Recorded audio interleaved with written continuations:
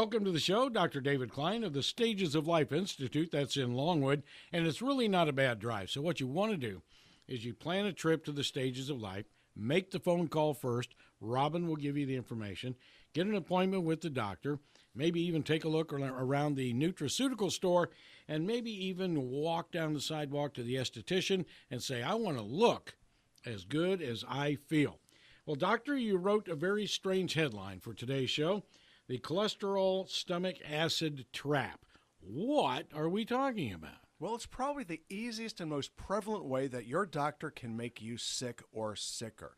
And it's by getting you stuck in this particular trap.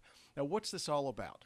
Okay, you can take a perfectly normal person, okay, with a slightly elevated cholesterol, which is very easily treated any number of different ways without using prescriptions, and make somebody a lifelong metabolic cripple.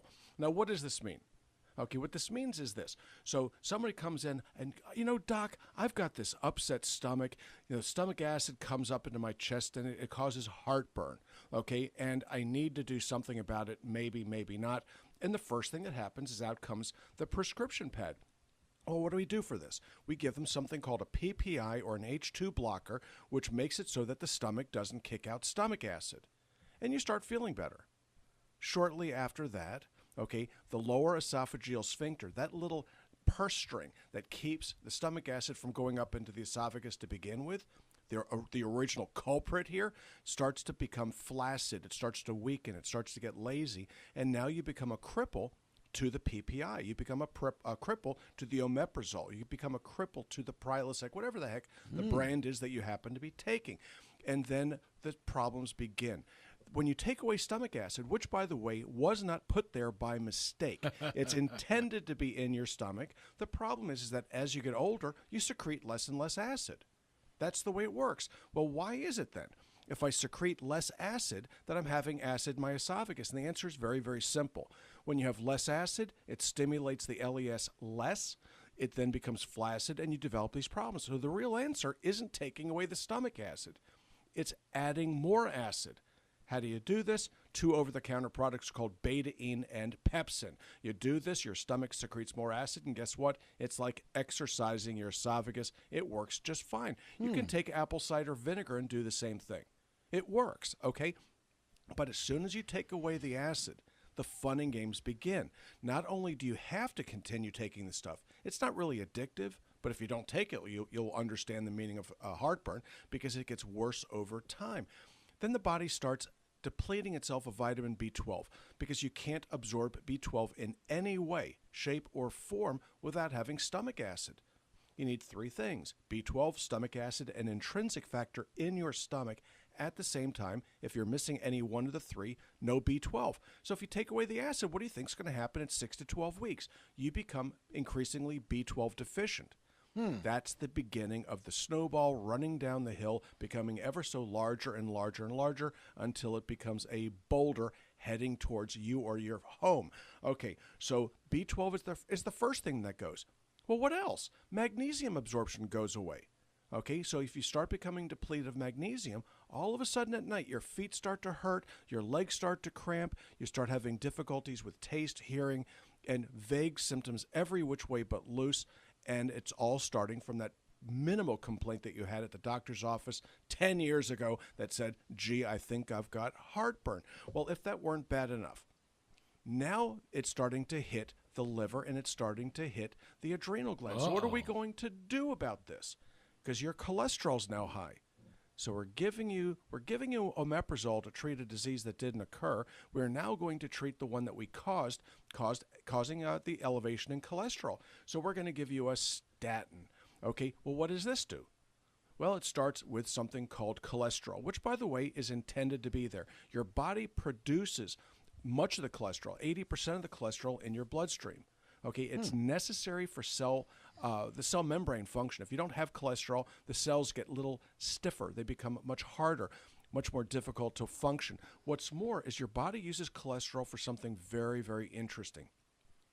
It uses cholesterol to make steroidal hormones, such as testosterone, Oh, you've got low T. Let's give you shots of low T. Genius. Why don't you deal with the cholesterol medication causing the problem? It makes cortisol levels diminish. DHEA, sometimes known as the fountain of youth hormone. Gee, you're looking a little bit old. What could this possibly be? And then my favorite is called pregnenolone. Pregnenolone is known as the memory hormone. Well, guess what? Low levels of pregnenolone occur when you use statins. Now, nobody in this listening audience, I assure you, is worried about memory issues because, after all, nobody's ever heard of these diseases that look a little bit like Alzheimer's. Oh. Okay, now, Alzheimer's disease is associated with a diminution in serum pregnenolone levels. Active research going on right now looking at what's called the MAP-PREG receptor. It's being done in France, okay, because we can't do it in this country. But the fact of the matter is that if you measure pregnenolone levels, which I do routinely in my office, you start seeing pregnenolone levels below 10. Okay, now my experience with this is that you should see a pregnenolone level between 30 and 80 for you to be healthy. Wow. Okay, there are no normal pregnenolone levels because I think I've got most of the data in the world right now, but healthy is between 30 and 80 typically. When you see somebody walk in the office with a pregnenolone level below 10 or non-detectable, you know you've got an issue. No pregnenolone, no testosterone. No pregnenolone, no progesterone, no estradiol, no androstenedione.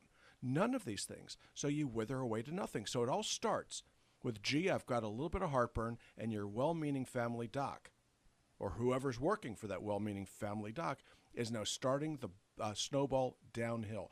So the very first thing that I have my patients do is to come off that junk. And what can you do to control the esophagitis? Well, you can use something called sucralfate. Mm-hmm. Old-timey medication, used to be called the brand name was Carafate. Marvelous stuff. It's about the size of your little finger. These are big tablets, big uglies. But what they do, if you use it properly, is it will coat the areas that are raw, allowing you a little bit of satisfaction. It will settle you down.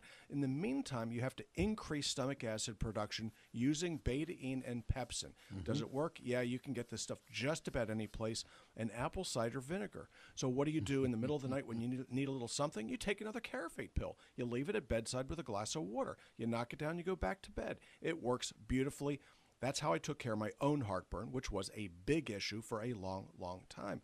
Losing weight, very important. But guess what? It's really, really hard to lose weight when you don't have stomach acid. Why not? Because you're in a malabsorption state. What else does that stomach acid do for you? That really bad stuff that we're taking away? You can't absorb proteins properly because the enzymes that break down proteins are acid-driven. If there's no acid, they do not work. What else does this acid do for you other than inconvenience you? Okay, it protects you from the outside environment and infection.